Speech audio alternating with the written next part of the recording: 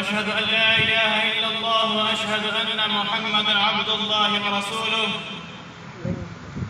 أرسله بالهدى ودين الحق وصلى الله عليه وعلى آله وأصحابه وسلم تسليمًا كثيرًا.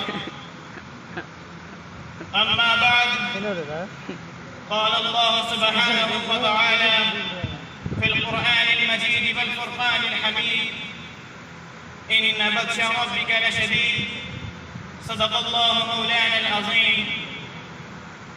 واعلموا يا عباد الله أن أول شيء يحاسب عليه العبد يوم القيامة الصلاة، فإن صلحت صلح سائر العمل، وإن فسدت فسد سائر العمل.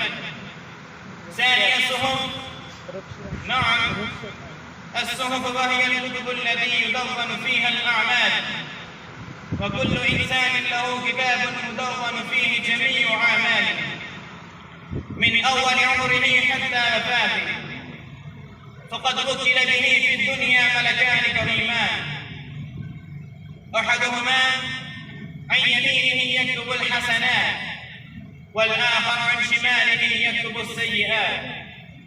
ويوم القيامة تطير هذه الكتب، فمن كان من أهل السعادة فهو أهل الجنة يأخذ كتابه بيمينه ويفرح بما فيه من الأعمال الصالحة، ومن كان من أهل الشقامة فهو أهل النار يأخذ كتابه بشماله أو من وراء ظهره ويشقى بما فيه من الأعمال السيئة، أعاذنا الله وإياكم منها. وثالثا الميزان.